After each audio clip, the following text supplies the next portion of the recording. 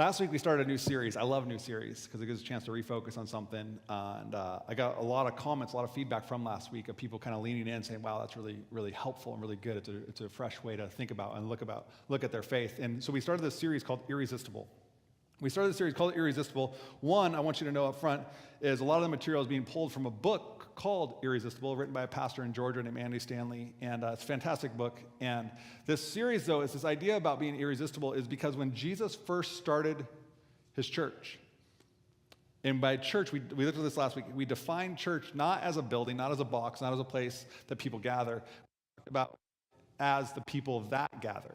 The church is the people that gather. That is the church. That Jesus, the word used is ecclesia, and so it means the assembly of people. And when Jesus started his church, he started it meaning that there are people gathered around this idea that Jesus is who he said he was, that Jesus is the Messiah, that Jesus is the one that they were waiting for. And so the church gathers together, rallying around that idea. And at the beginning stages of the church was irresistible. Jesus was irresistible. The way that Jesus taught and the way that he demonstrated love was irresistible. And what happens, though, is that while the church started out this way and the church grew like crazy and people flocked to it and people, like the numbers of the church grew and grew and grew, is over time what happens is things started to get added back in to the church.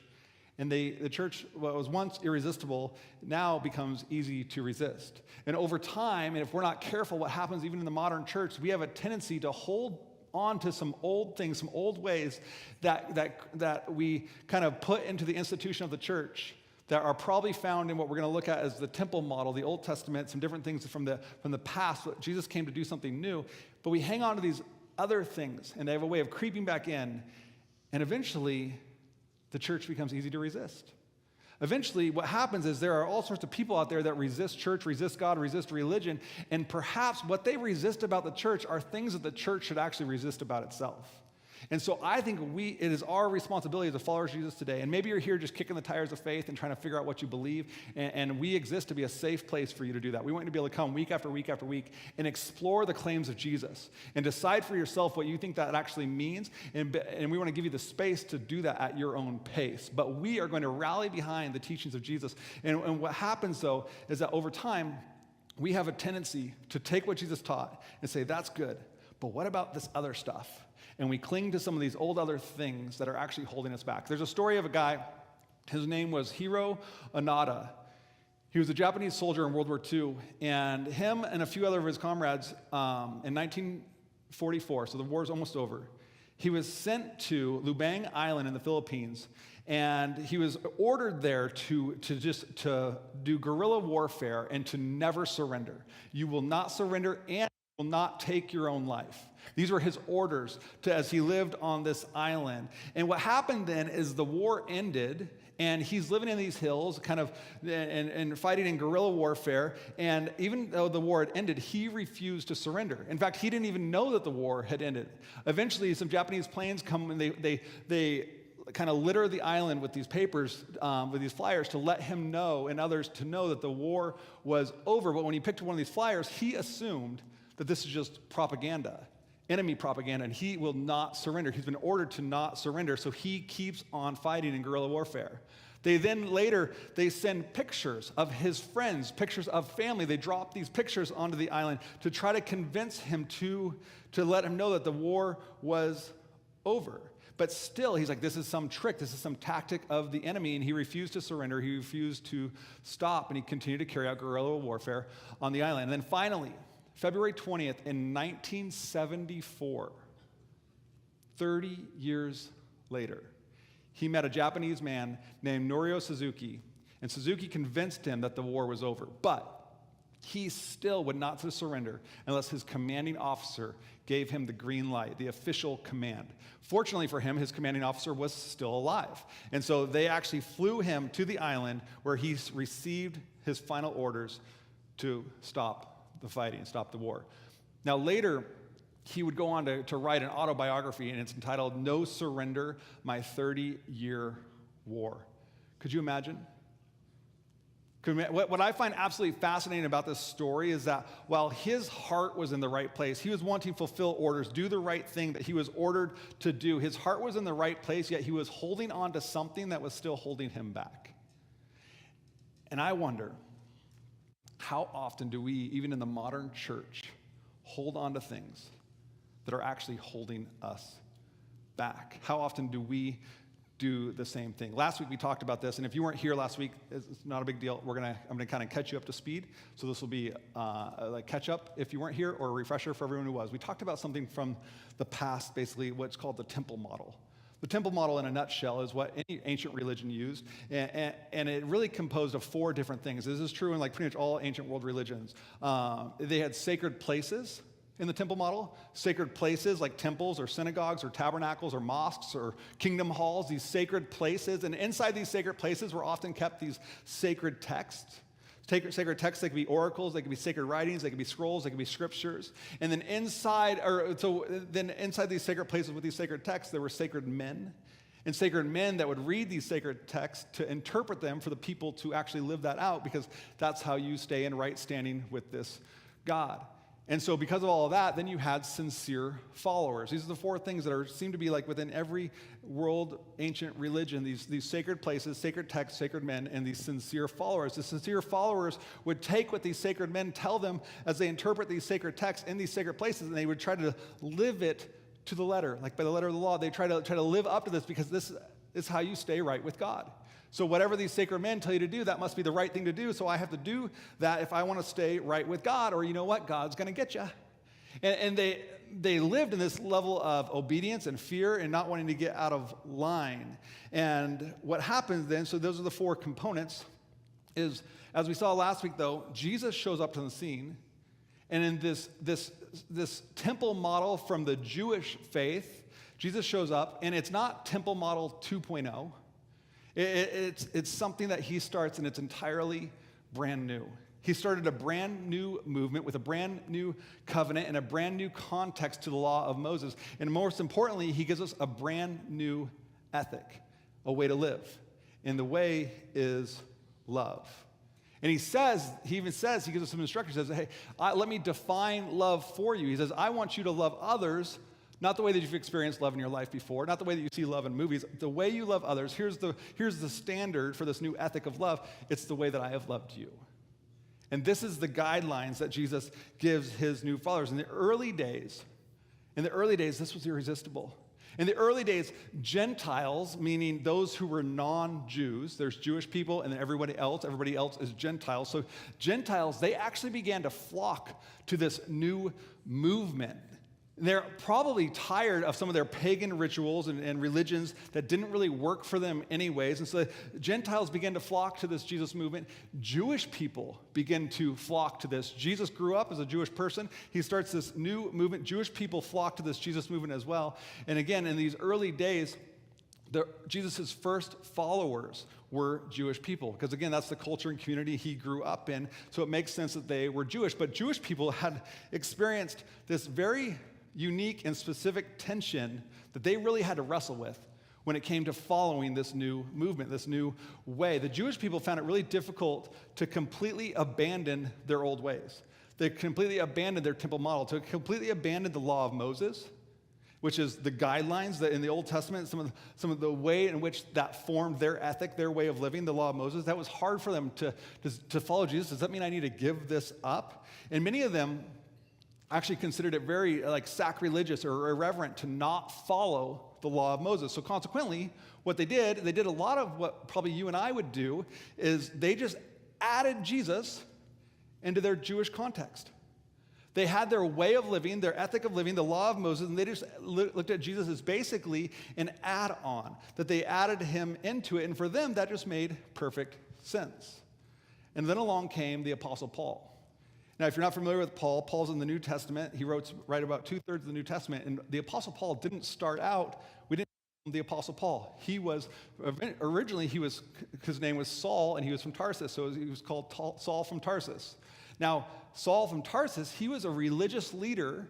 He was a Pharisee, which just means he was like an elite religious leader that has some authority and power to teach and rule over other people and be one of these sacred men that read the sacred text in these sacred places to create these sincere followers that followed that out. And so Saul from Tarsus, he's one of these people. He even says, he's like, out of all the Pharisees, I'm like the Pharisee of Pharisees. I'm the all-star Pharisee.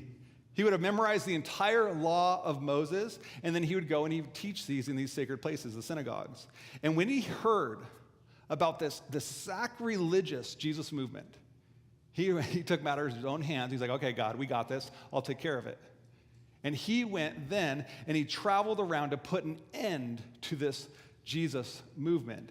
And then Saul from Tarsus had this supernatural experience where he met God himself, and God got his attention, and Saul from Tarsus became a follower of Jesus. Saul from Tarsus, the person that was trying to end this Jesus movement, that was kind of at the helm saying, like, this is not okay with us. This is not okay with God. We're going to squash this out.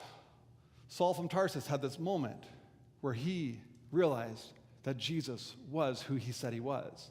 And Saul from Tarsus becomes Paul, the Apostle Paul. And no one better understood what we're going to learn today from Paul than probably him, of this whole idea that Jesus did something new, and you can't take what's old and just add it to something new, and you can't take what's new and just add it to something old. It's not Judaism 2.0. This is not an upgrade. This was something entirely new.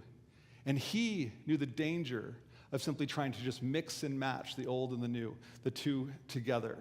And so Paul, the Apostle Paul, he began to travel to share now, not try to squash Christianity, but try to spread it and invite people more into it. And so he goes on these missionary journeys, and he travels to all sorts of places around the region. And in one specific region in the Roman Empire called Galatia, he goes to, and Paul would show up into a local synagogue, and he would teach about this Jesus movement.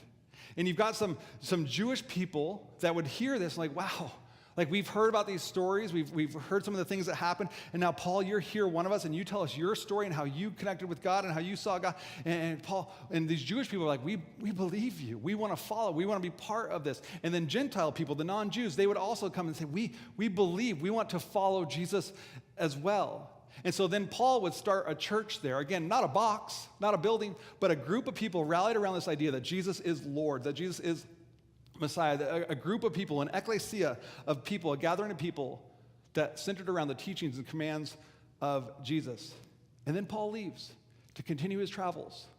And what happens then is after he leaves, some other missionaries, some other people that took up the call say, we want to go and help followers of Jesus continue to follow Jesus. They then travel to Galatia behind Paul. And what happened is they happened to be Jewish. Again, they grew up just like Paul, but they didn't maybe have the same experience or see it the same way. They were Jewish, and so they went into the church in Galatia, and they talked to the people, and they say, hey, like, this is awesome. Paul was here. That's so incredible. That's so, like, Paul just got you started. Let's tell you now the rest of the story. Paul just kind of laid some groundwork. Paul got it, but he didn't give you the whole story. You see, Jesus was Jewish. And so it makes sense that for you, if you want to follow Jesus, then all of you non-Jews, you need to be Jewish too. And they wanted the non-Jews, the Gentiles, to conform and kind of get assimilated into the old way, to the old ways of doing things, and to their way, because after all, their way is the right way. And so if you were a non-Jew and you wanted to follow Jesus like them, who happened to be a Jew, then you too needed to be Jewish. That meant you're going to follow all the law of Moses. Because if you want to follow Jesus, Jesus was a Jew, and so you've got to do it this way as well. And then Paul finds out about this, and Paul's not happy. Paul writes a letter to the people living in this region of Galatia to address this issue. We have this in our English Bible, and this version in our New Testament, and we call it Galatians. And in chapter 5, we see how Paul addresses this. We see how Paul emotionally responds to this, and he just can't, he's like, you can't mix and match these two together. The law of Moses, the temple model, with this now Jesus model, this old way with this new way. And he calls these people, these what we call Judaizers. They were basically Jewish Christians who believed Gentiles must convert to Judaism to join this Jesus movement. This is Paul's going to address this. And the thing was, for these Judaizers, it made sense to them. This was like, hey, we grew up a certain way. We think the way we grew up is the right way, and we want you to do it just like us. And so you're non-Jew, if you want, like they already had a hard enough time for non-Jews just to be in the same group as them, but okay, if you're gonna be with us, then you need to do it like us. You need to be like us. You need to literally look like us. And this made sense to them. They're holding on to something that's holding them back. And in chapter 5, we see how intense and how emotional Paul gets over this idea of mixing and matching the law of Moses, the temple model, with this Jesus movement. And so what we see here is if we're going to look at this chapter together, you can understand how complicated this might have been for Gentiles. Because they're hearing kind of a mixed message of like, what do I need to do? Like this whole, like Jesus, that was attractive, that was irresistible, that seemed to make sense to me, but you want me to do what? But they're trying to tell them, the Judaizers are trying to tell them, in order for you to convert and follow Jesus, you need to convert to the whole thing, to all of Judaism first. So they're confused, it's complicated. It's complicated, especially if you're a dude, and maybe you have enough Bible knowledge or church background that you've heard this before, but if you don't, you're newer to this, you're in good company. But for a dude, if you want to do this, it requires a little surgery. It requires a little snip. But this is in the scripture, okay? It requires circumcision. For you to be like them, you must be circumcised. You must be part, like, and marked as the Jewish people are marked. I always wondered, like, how did they know?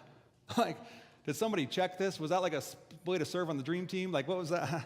I don't know. But Paul finds out that these Judaizers are going behind him. They're trying to convince them to mix and match this old and this new, the Old Testament law of Moses with this brand new Jesus movement. And he's very, very upset. And so we're going to walk through these verses today that highlight his response, because he gives us some very specific warnings that I think we can apply today. So this is actually a great spot. If you've got your program with you, take out your notes. You can follow along, fill in the blanks there.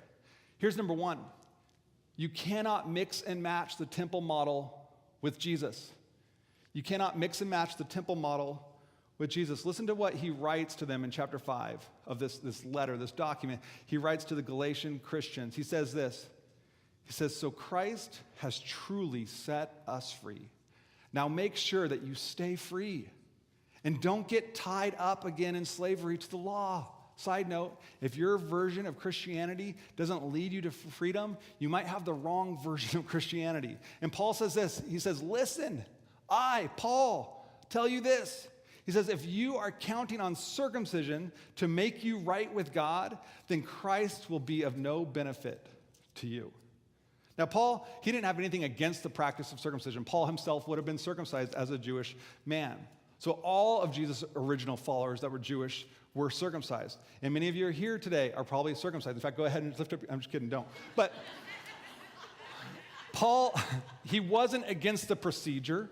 Okay, he wasn't against circumcision, but circumcision represented this old covenant. And Jesus himself declared a new covenant. And so Paul's saying, listen. If you're going to follow Jesus and you want to be circumcised, and you think in order to follow Jesus, you have to be circumcised, what's happening is you're embracing the old covenant.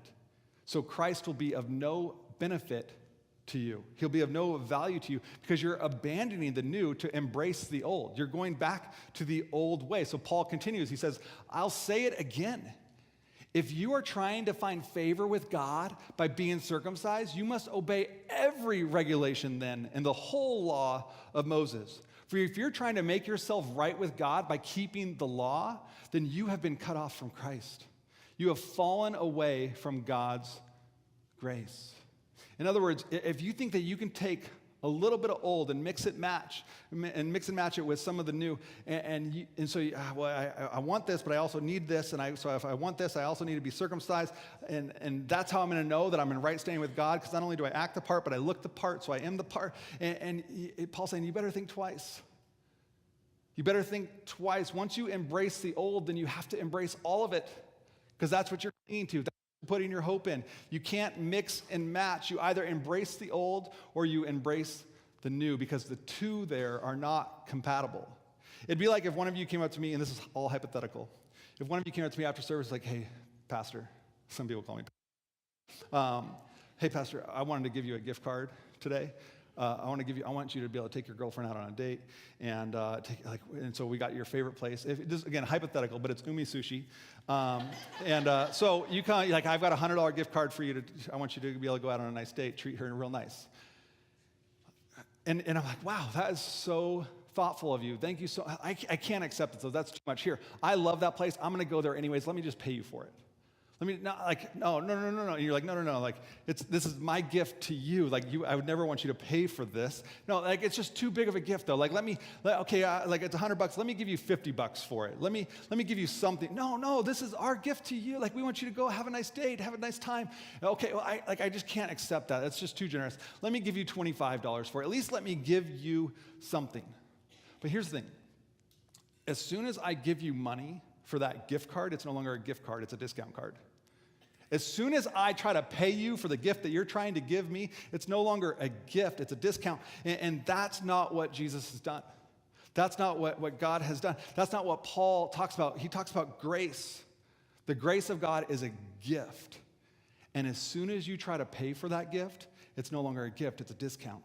As soon as you try to pay for it now I deserve it because I gave you enough. I know it's not the whole thing, but I gave you a portion. Paul says that grace is like the hallmark of the Christian experience. Grace says that God sees you just as you are and he loves you anyways. Grace says that there's nothing hidden to God, and yet he chooses you and calls you to be his child. Grace is an undeserved, it's unmerited favor, and the moment you try to do something to earn it, it's no longer a gift. The moment you try to earn God's grace, the moment you try to bargain with God, whether it's through a little surgery or your behavior or following all the right rules, you are now wandered away from grace. It's no longer a gift. And here's the truth. Number 2 is you cannot behave your way to God. You cannot behave. And we know this. We've heard this. If you've grown up in church, you've been around East Point for a while, you know this, but yet the old way creeps in and we think, like if you experience something hard and you go through something difficult or you experience tragedy or you didn't get the job promotion you wanted or your car broke down, you're like, am I not doing something right? Is this God's punishment? Listen, you cannot behave your way to God. This isn't meant to be discouraging. It's meant to be incredibly encouraging. It means that the playing field has been leveled, that the ground is level at the foot of the cross, that we all have the same starting line. You cannot behave your way. You cannot earn your way to God. And so Paul continues in his letters. He says, but we who live by the Spirit eagerly wait to receive by faith the righteousness God has promised to us. For when we place our faith in Christ Jesus, there is no benefit in being circumcised or being uncircumcised. Paul says that we receive righteousness. What's that mean? To be in right standing with God. And we receive it not because of something we've done. There's of no benefit, circumcision or uncircumcision. Whether you're circumcised or not is no longer the issue. There is a new covenant, and there is no benefit in trying to fixate on the old and make sure you do it this right way and look the right part. And then he says something so extreme. He says something so extreme that if I were to speak on this one verse and not give it context, some of you would question what type of church you're part of. And if you're not a Christian, though, or you're considering this, or you're back in church, or you're watching online, you're not. What you would actually, my guess is that what Paul writes in this next verse, that if you were to hear this, you could look at this and say, that's exactly why I resist the church. That's exactly why I resist Christians maybe, because you've experienced churches or Christians that actually resist what Paul's about to say in one little line. When he says this in Galatians 5:6, he says the only thing that counts is faith expressing itself through love. Whoa. The only thing, there's got to be a lot more things that count. There's got to be, that can't be that simple. What about the 613 laws of the Torah? Shouldn't some of those count? What about the Big Ten, the 10 Commandments? Shouldn't those count? And Paul says the only thing that counts is faith expressing itself through love. The only thing that counts is that faith, this idea that because of what God has done for you, faith, the idea that because of what God has done, it just doesn't matter unless I'm willing to do that for the next person. Because of what God has done, my faith doesn't matter unless I'm willing to do it for the next person. Circumcision, all it represents, it's the temple model. It's all about making sure that I'm good with God. Temple model is very vertical, right? Temple model is very much so, well, I got circumcised, so God, we're good, right? I looked the part. Temple model is God, I quoted all the right prayers. I said my prayers, we're good, right? I went to mass, we're good, right? I went to confession, we're good, right? It's very vertical. I went on that missions trip, so we're good, right? I sang the song as a kid, Jesus loves me, this I know, for the Bible tells me, like, we're good, right? It's very vertical. This is temple model. Jesus movement is very horizontal. It's very horizontal. The Jesus movement says that the way that I know that I'm good with God is by being good with the people that are made in the image of God. The way that I know that I'm actually good with my Creator is by being good with the people that He created. And He loves the people that He created, and shouldn't I love the people that He created? It's very horizontal, and this is why Paul, he's so passionate about this. And number 3, because of this, he says it's the idea that a small dose of the wrong thing, it corrupts the whole thing. Paul's going to tell us this. Listen to what he says next in Galatians 5, 7, and 9. He says, you were running the race so well. You were doing it. You were doing it. You were running it so well. Who has held you back from following the truth? It certainly isn't God. For He is the one who called you to freedom. But this false teaching is like a little yeast that spreads through the whole batch of dough. You take a single cell fungus, that's what yeast is, right? You take a little bit of that and you spread it into a whole batch of dough. You come back an hour later and the whole thing has changed, right? A little bit of temple model, a little bit of legalism, a little bit of gracelessness, a little bit of vertical only. It corrupts the whole thing. And he's saying this isn't like a blend. You can't mix and match. This is a brand new thing that Jesus has done. And you get the sense that Paul has like a lot of emotion about all this. Because Paul, he can probably see it better than anyone else when you mix and match the old and the new, the temple model versus the Jesus model. When you mix and match, so he gets passionate about this if you try to mix the two and how it corrupts the whole thing. Because what he says next, I mean, you really get a sense for his passion in what he says next. Look at what he says in verse 12. He says, I just wish those troublemakers who want to mutilate you by circumcision would just go ahead and cut off the whole thing. You didn't think you were going to hear that in church today. And I don't think guys have ever paid more attention in church than today. But clearly it's not about mutilation, because people still do this today. Paul, he's so passionate about this, but he's like, you can't mix and match. You can't take a little bit here and a little bit of there, a little bit of legalism, a little bit of law, and try to mix it in with the love and the Jesus movement stuff. And he uses this hyperbole, right? This exaggeration to make his point that if circumcision is such a big deal to you, then just cut the whole thing off. And here's why Paul is so passionate about this. Because Paul was part of, in fact, that's not even fair. Paul orchestrated the temple model. He wasn't just complicit with it. He wasn't just part of it. He went to it. He orchestrated the temple model. He led in the temple model. He was a leader of the temple model, and he knew what that means, and he knew what that leads to. That if he gave approval, well, in fact, Paul leads in this temple model to the point that when the Jesus movement starts, he is the one that gives approval to the first murder of a Jesus follower, because he had to defend the temple model. He had to defend the old way. And what happens in this temple model is leaders often become very self-righteous because they interpret the text, and they have to interpret it in a way that allows them to live the way that they want to live. So it always has to support the way that they're living, so that way they can keep it. Followers often become hypocrites because followers can't admit that they have sin, otherwise they don't measure up. Texts often get manipulated then because you read something like, you're not good enough, and then you're like, well, let me tell you what that means so that way we can all still be good enough. And ultimately, people get mistreated in this temple model. And I wonder, have you ever felt like you've been mistreated by church or by church people? Have you ever had a church put something over someone? Have you ever had a church put an object or a rule or a law over love? Because here's what Paul knew. Paul knew, and it's number 4, if we cling to old things, we're going to miss the main thing. If we cling to old things, we're going to miss the main thing. So just to make sure, his readers, including you and including I, really understood what the main thing is, he goes and he says it again. He says this, he says, for you have been called to live in freedom. For you, for me, for you.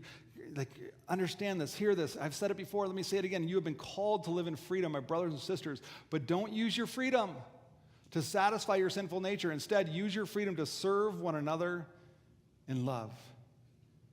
And the Judaizers, this is just too simple for them. They're too worried about their old ways, their old customs. Yeah, but, like, we get that, Paul, we like that too, but what about all the rules? What about the law? If we just say it all boils down to love, Paul, doesn't that just lead to a bunch of people just doing whatever feels right in the moment? Paul, doesn't that just lead to like where we just have our own ethic of love and we can define love however we want to, and we say, well, it felt loving to me, so I did it. Remember, though, Jesus has already defined what love is. He's already defined that we're to love the way that he is loved. But the Judaizers, they're like, but doesn't this just lead down to like, we're just going to love everyone and do what feels good, and like a big hippie fest? Isn't that the fear we have sometimes? That's what the fear of these Judaizers would have felt, right? Won't people just use God's grace as a license just to keep on sinning?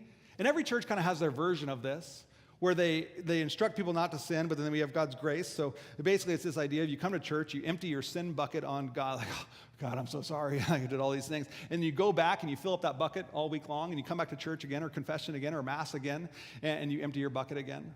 This happens all the time. That's the old way. That's the old way. But if we just let them live by love, aren't they just going to live that way and take God's grace for granted? And if you think that's what grace is, you might not understand grace. If you think that's what freedom is, you might not understand freedom. So again, looking at what Paul says, he says, don't use your freedom to satisfy your sinful nature. Instead, use your freedom to serve one another in love. For the whole law can be summed up in this one command. The whole law can be summed up in this one command, to love your neighbor as yourself.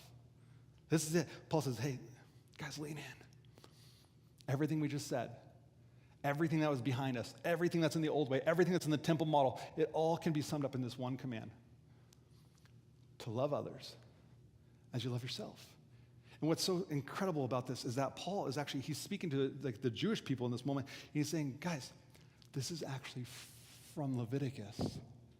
This is actually something that's in the Old Testament. This is actually something that you saw in the old way, to love others as you love yourself. This is something that you had with you all along. But what about the 613? No, this isn't about the 613. What about the 10 commandments? No. This is the one law, the one command that was at the heart of all the other commands. And guys, we missed it. Somewhere along the way, we missed it. And Jesus has come to put an exclamation point on it. This is so important that we get this. It reminds me of the movie Wizard of Oz. You've seen that movie? Okay? It reminds me, like, one of the creepiest movies there is, okay? No doubt. But you get a tornado in the house, and it's gone, and you get to the land of Oz, and she finds her ruby red slippers, and then she goes on this incredible journey following this road. It's yellow, it's brick, and she has all these experiences, right? The munchkins, and then you get to the very end, and it's pretty anticlimactic. It's pretty anticlimactic, because what she finds out at the end is all she needed to do in order to go home was to click her heels together with those little ruby red slippers. She had the secret the whole time. She had what she was looking for the whole time. Paul's saying to his Jewish brothers and sisters, he's like, guys, we should have got this. We should have understood this, but we didn't. And now you're trying to make it hard for other people that are coming to follow Jesus as well, because you're wanting them to cling to something that's old, that's no longer necessary. But our guiding ethic, what it all boils down to, to summarize it all, is this: can we rally behind the life, the love, the teachings, the death, the resurrection of Jesus? Can we rally around it in such a way that when we look at other people around us, we would recognize that there is no person in this world that you've ever laid eyes on that also is not an image bearer of God, just like you? Every single person that we interact with, every single person we come in contact with, Paul's like, guys, we have a tendency to miss it. We have a tendency, and we make it about the flesh. We make it about the signs. We make it about the rules, but we're missing it. And what if we could just love really well? Here's a good question to ask. How do I know if I'm kind of letting the temple model creep into the Jesus model of my life? If you're a follower of Jesus, if you're not, you're off the hook here. But if you're a follower of Jesus, and how do I know if I'm letting the temple model creep into this new model, this new way, this new thing, this new covenant? So I just wrote down some questions that you could ask yourself. This is an all-encompassing list. I'm sure there's lots more. How can I identify the temple model in my own life? Do you ever wonder how close you can get to sin without actually sinning? Do you ever feel more guilty about missing church or mass or confession than you do about how you treated someone at work? Have you ever feared for the eternal destiny of your child based on whether or not they were baptized? When you fail morally, are you more concerned about what God would do to you than the person that you actually failed with and what that might have done to them? Do you believe that there is a ritual that makes you right with God and removes your responsibility to make retribution to the person that you hurt? Do other people, do their sins elicit feelings of superiority? At least I'm not as bad as them. Do your beliefs or theology ever get in the way of love? Yeah, but if I just believe all the right things, we're good, right?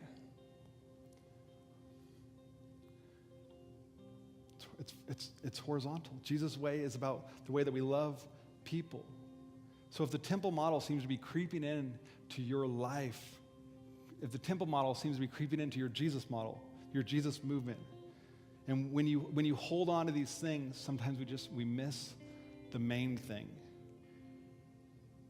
And it's easy for people to resist God, resist Jesus, and resist his church when we've lost the main things. It's easy to hold that at arm's distance because that's hurtful and manipulative and not helpful and definitely not hopeful. Sometimes we get caught up still trying to fight a war that got over 2,000 years ago. We get caught up trying to fight this guerrilla warfare and trying to make sure we do everything right, and I'm not going to surrender, and I'm not going to lay it down, and I'm going to hold tightly to this. But Jesus died on the cross for you and for me, and the ground is level at the foot of the cross for all of us to come to him. And he levels the playing field for each one of us. We don't behave our way to God. So I wonder, what would it look like for us as a church? What would it look like if we could be a church that keeps the main thing, with our faith expressing itself through love? What would that look like? I don't think our community would ever be the same.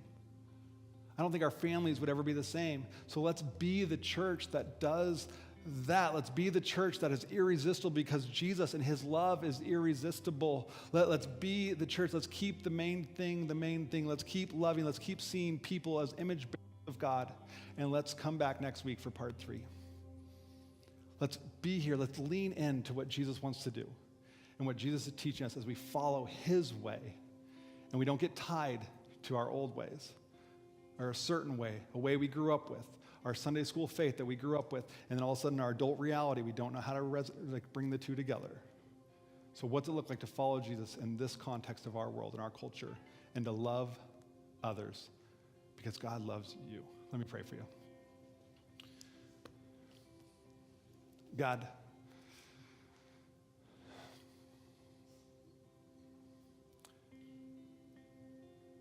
I thank you that you are building a family and you've invited each one to be part of it.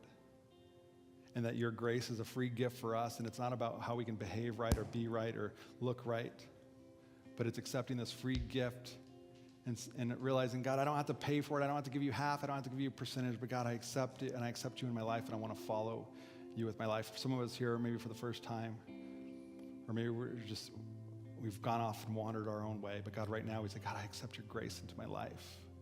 And I want you to be the Lord and leader of my life. I want your way to be the main way for me. I want to follow you. And I know I get distracted, and I know I get tied into these old things and old ways, and I can't let go of certain things. But God, I choose you today. Help me. Help me to cling tightly to you and my faith in you and the righteousness that you give us, and hold loosely to the things that are maybe holding me back. Help me to identify those things in my life as we are a church that wants to be known for the way that we love people, as your word says, a new command I give you, to love one another, just as I have loved you, so you must love one another. And God, that we would take that to heart. And then what you say next is so important, because then you say, by this, by the way that you love, that the world, all men will know that you're my disciples. So God, help us to be followers of Jesus that truly love the people around us. In Jesus' name, amen.